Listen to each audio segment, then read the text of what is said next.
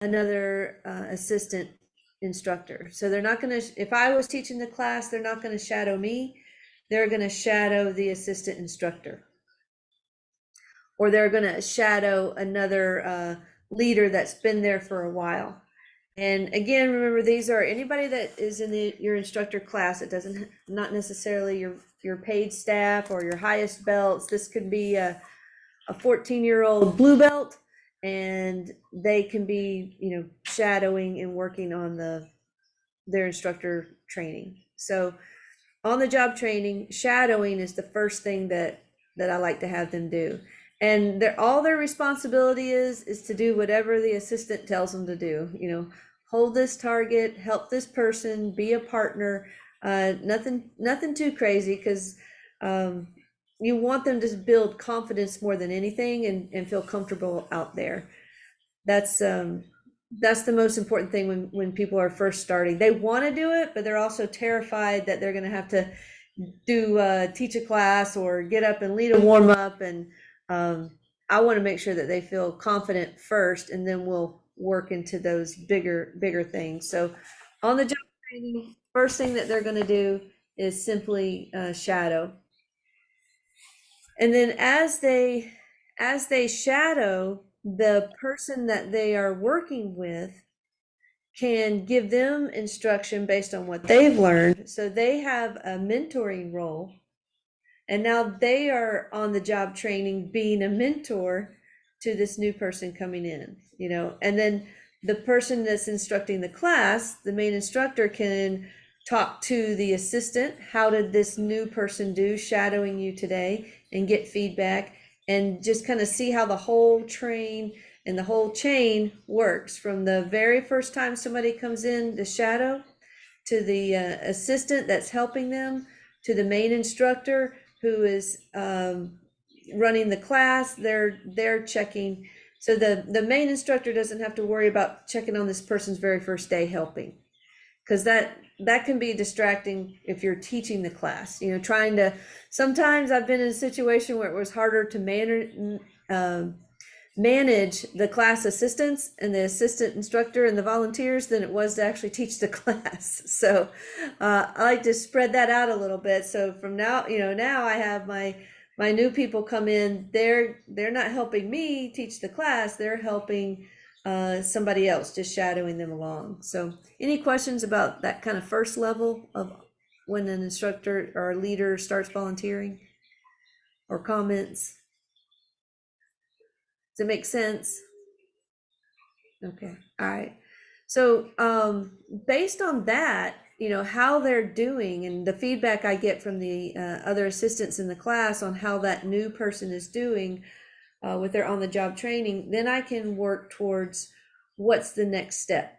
And that is something that I think is really important for us as leaders, for everybody that's in our care, is what is the next step, and always be looking to help them take that next step up the ladder to becoming an instructor, or just a more confident leader. Everybody can be on a little bit different path, but I think that from that time that they come in and they do their first class, I want to get feedback on how they're doing, and I can set the next goal.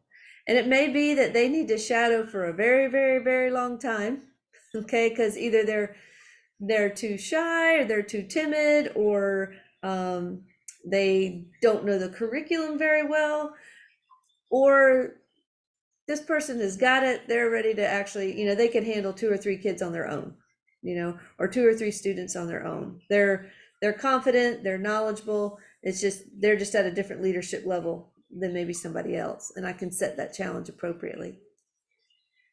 So I'm always looking, when they begin volunteering on the mat, how is their performance? Are they absorbing the material that I'm teaching them in the instructor training class and applying it? And then 3, what is the next level for them? Where do we go from here? And I can set that and say, all right, it's going to be, you're going to shadow for about the next 2 weeks. And then I would like to see you have 2 or 3 students on your own to train with. And I kind of try to prep them for that ahead of time instead of, oh, well, guess what? You've got 2 or 3 students on your own today. And all of a sudden they're like, they freeze and they have no idea what to do. They don't know how to manage that on their own. So I like to give them a little prep time for that. And sometimes I get the feedback of, oh, I am not ready for that. I don't think I'm ready to do that. And sometimes I get, oh, that's super exciting. I'm looking forward to that. So, and then that can also help me gauge.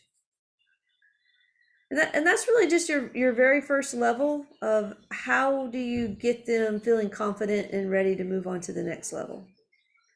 And it's just like your belts and your stripes and your martial arts too. You know what is next, and you know what you need to do to get there.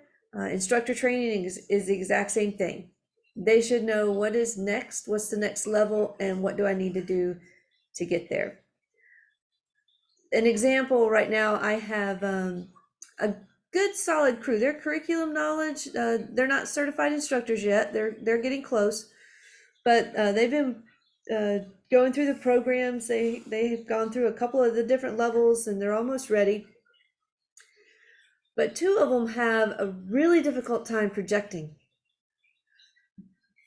They are still teaching in a way that's conversational, not commanding. They're using their same voice that they would talk with somebody in a conversation, as opposed to taking charge and command with their voice of the class. So that's really their last step. They have great lesson plans, they have great ideas, they're creative, they're personable, they're friendly, they're knowledgeable of curriculum. It's just when they get up in front of a group, I don't know if they're just too scared to talk or they just don't have that skill set yet. That's something that we're working on. But that's kind of the last thing that they need to overcome before they can actually, in my mind, and here at this academy, be called a certified instructor. I can put them in front of, 5, 6 students and they do a great job, but I can't put them in front of, 30 or 40 students because they just aren't loud enough. So that's an example of kind of, in one way they're ready, but in another way they're just not. So they're not going to move forward till they get that whole package. And one of the ways that I'm helping them accomplish that is on the job training.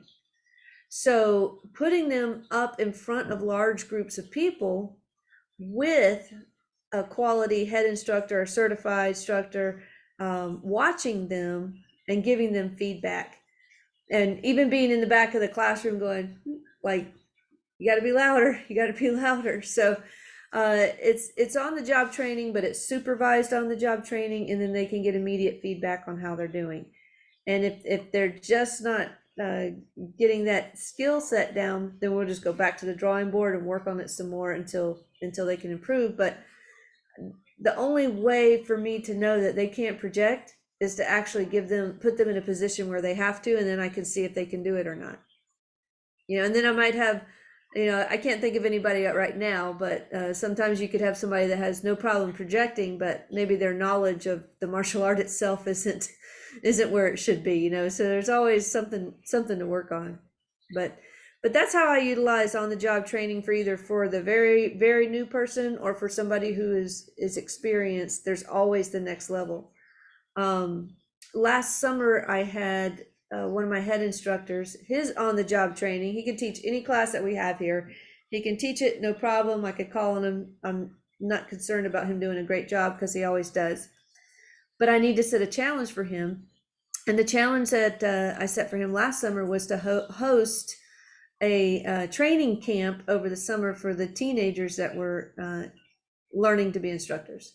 So his challenge was to, he had them for 2 hours every morning for a week over the summer. And his challenge was to take them quickly to the next level of leadership and being able to help out in the classes. And, again, that was on the job training.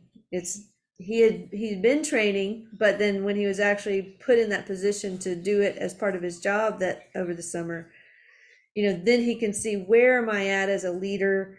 How are my communication skills? Am I actually able to take an instructor and make them a better instructor? So there's just always something going on in that respect.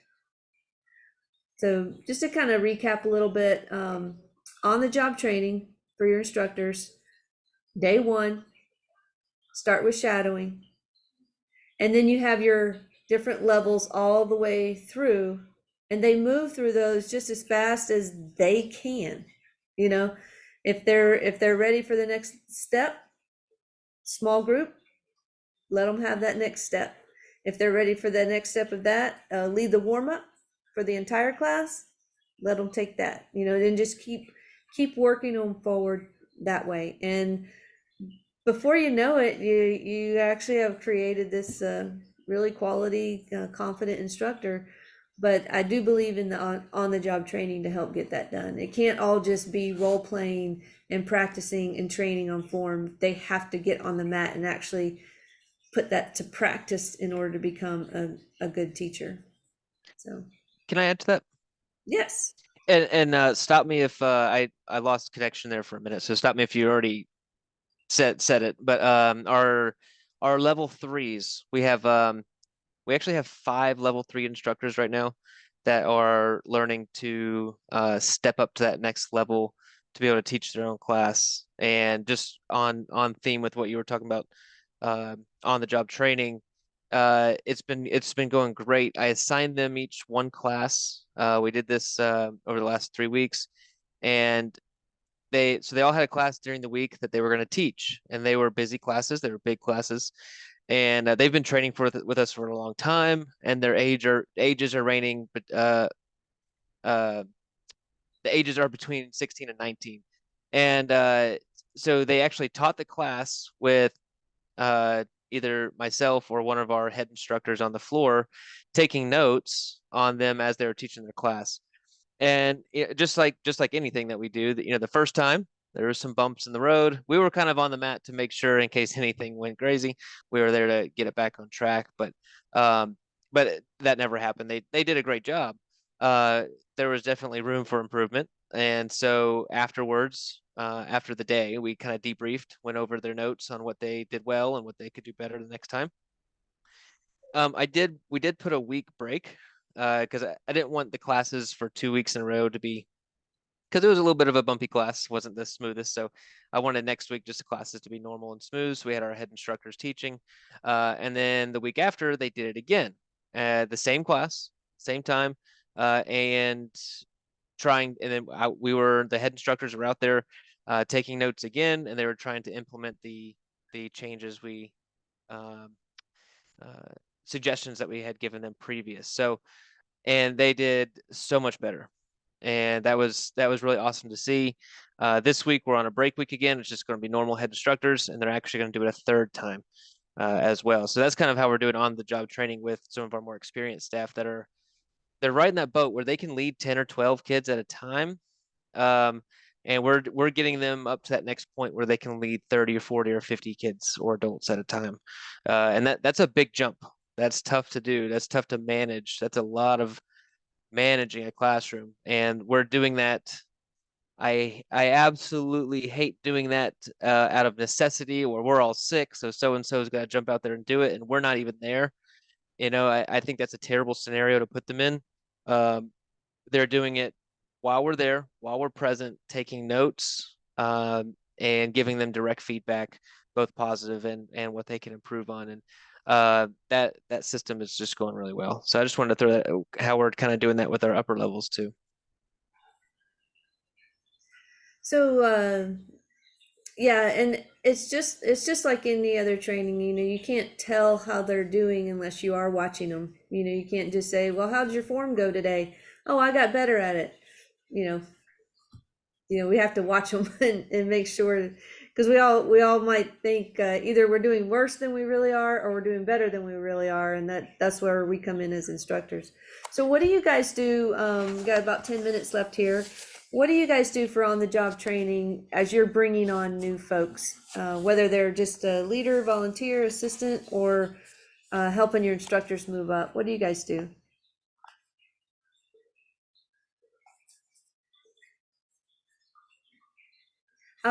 Master Kim, you're muted, sir. Let me.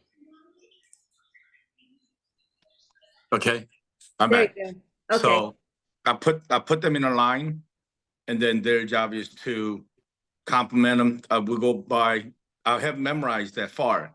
Find, acknowledge, and reward. And you say, "What are we doing?" Far, and then they'll repeat out to me what each one means. They say, "Okay." So make sure you use that, and then compliment them, and then make sure you do it until they're finished, and go to the next one. So I give them tasks. I used to give them tasks where I have to give the command, say number one kick, check everybody, number two kick. Now I'm saying, get them through all three kicks. If they're good, go to the next one, next one, next one. excellent. So they're getting to choose on their own if somebody is ready to move on to the next kick or not. And Absolutely. discern that. Yeah, then now they're becoming teachers. That's awesome. And you're there directing them, and they've got some freedom, but you're still there, as a supervisor. Absolutely. Yeah. Awesome. Yeah, Yes, this is sir. Angel. Yeah, usually we do. I like to do that with the little kids, the little samurais. They know the exercise. I pick a leader. They know, or they raise their hand. I put them in the front as a leader. I said, and I command, and I tell them in their ear, hey, tell them attention, attention. They loud. They focus. And that's a start. If you start them there young, it's going to be easier later on, and I try to do that with the kids. Then, they count the exercise with the other kids. All right, count together. This person is the teacher. Okay. All right. One, sir, two, sir, three, until they're done. And then we clap our hands. Very good teacher. Well, let's see who's going to be the next teacher, for the next exercise. So we do the same thing with the older kids, hey, just like Master Kim said, hey, you show them the technique, whatever the side kick. All right, the side kick. Okay, let's do the front leg side kick. All right, boom. Now, correct them. Let them know what each movement, because if they're the new ones, if they're beginners, you gotta break it down each step by step, and where their hand positions, where their feet, and so on. And that's how they get used to it. So they might do side kick. Maybe for that whole class. Okay, we're gonna do the side kick, we're gonna use the pad, we're gonna do it in the air. And so it gets them to speak, so it gets them to say, hey, I know how to do this. It's just about me telling people how to do it. So it relaxes them. And then eventually they're gonna open up. I think you said two really great things in there. One, just having them even at the youngest age coming up and getting up in front. You're creating a culture of leadership and a culture where getting up in front and speaking is the norm. And I think that's awesome. I think you're exactly right. You start teaching them from a young age.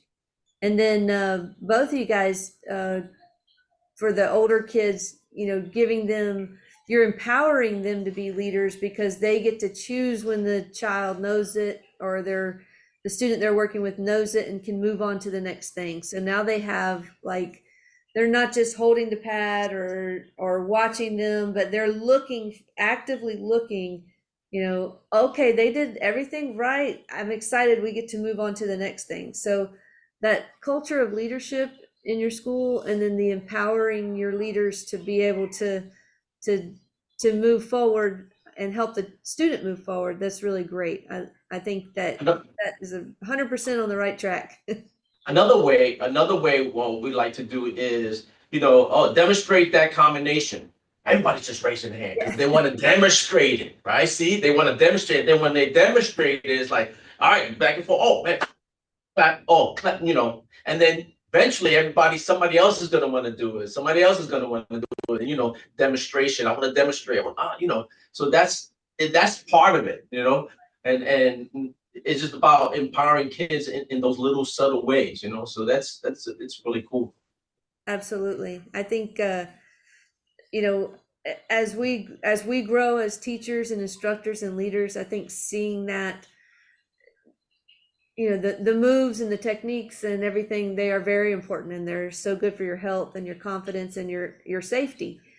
But seeing that, being able to get out and actually perform the moves that you're learning, and speaking up, and being friendly and encouraging, those are the lessons that we're really teaching. So that's awesome. No, I have another one. Yeah, Like go when ahead. when we do self-defense, I tell them, okay, everybody all together, break it down. What is he gonna be doing? This, they break down each one while he's doing it. So everybody's literally speaking upon what he's gonna do. So that means they know it. Right. See? So and then when I go around, everybody should be doing this exact same moves. So it's about sometimes about when you're directing it, use these two as an example. The class speaks on it. We show the example, then the class speak on it. Okay, let's break down each move. This move, this move, this move. Okay, oh great. Now everybody knows it. Everybody know it? Yes? Okay, let's go. And then so now the next person and then sometimes we do is that same demonstration. Who wants to demonstrate the self-defense? Oh, you see the hands up. So it's about breaking it down, showing two examples, make sure they speak about it. Everybody speak on the technique they're doing, and then everybody does it with their teammate. So Yeah, that's I how think we. that's awesome. My two comments on that, which is fantastic. Love all those examples. Is one, and Mom kind of said it earlier, but being intentional about growing these leaders in these skills, even when they're 6, 7, 8, 9 years old, because those 9 times out of 10, those 8, 7, 8, 9, 10-year-olds become our instructors. And That's right. it's not waiting until they're 14, 15, or 16 to start these processes. And I think that's a mistake a lot of people do. Oh, okay, well, now you can drive, or now you're 15, 16, 17 years old. So now let's start your leadership training. It starts Yeah. from the very beginning. I love that. And then I think that the other side of that is, I think it's important to do all of those same things. Of course, the delivery is a little bit different, but with the adults, make them do basically the same thing. I've had more compliments from adults, of, man, I'm a professor at our local college, and these leadership lessons, and has given me confidence and different ideas in my own career, and or small business owners that are using these techniques in their own businesses and things like that. So I think I think not forgetting about the adults. They also need the practice. We need the practice, just like they do. So I think it's an important point as well. Well, Yeah, it's about. I'm sorry. oh no, go ahead. Go ahead. My thoughts were, you're going through these ranks. You got to learn how to teach yourself. So it's like if you don't know how to teach yourself, you're not practicing at home, or you're not exercising or doing the things that is a necessity, for your own well-being.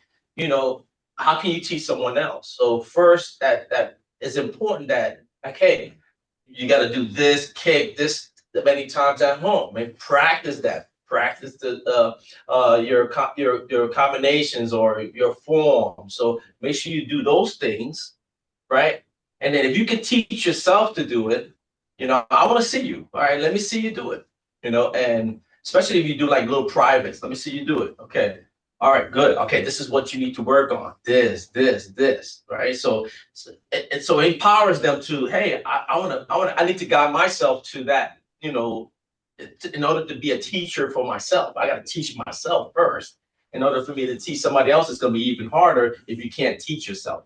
And that's what I tell the black belts. Say, hey, how many of you guys practice? How many, where they got school, they got this. I said you got to make that time. In order to be a teacher, you got to make that time. If you know it 100%, you can easily teach somebody else in class. It'll be easy transition. It's just about showing them, and we can teach you that next step, that next level about speaking. So I'll try to break it down that way. Yeah, and I think the self-discipline that they learn in training on their own, or being responsible for their own progress too, with your guidance, is a very important lesson as well. So excellent. Well, guys, we're out of time for today, but I think that next week, if you want to, and I'll send out a message just to remind us, but if you could kind of bring your stories a little bit about how your on-the-job training went this week. Like you had assistant in your class, or you had somebody teach a class, it was their first time. how that went, how you gave them feedback. And I think that just helps. Anytime everybody shares, it helps us all see a bigger picture. So maybe think about this week, who do you have that's out there shadowing or trying something new? And then how did they do? And how we can all help our own students move forward too. But if nobody else has anything to add, we'll call that a day. Does anybody have anything? Thank you. Okay, thank you. Be looking for that email, and I sure appreciate you guys showing up today. And have a great week. Hopefully, we'll have some beautiful weather. I'm looking forward to it. Yeah, it's sunny now. Yeah. Thank you, guys. All right, take care. Have a nice Thanks, day. guys. Bye bye. Later, guys.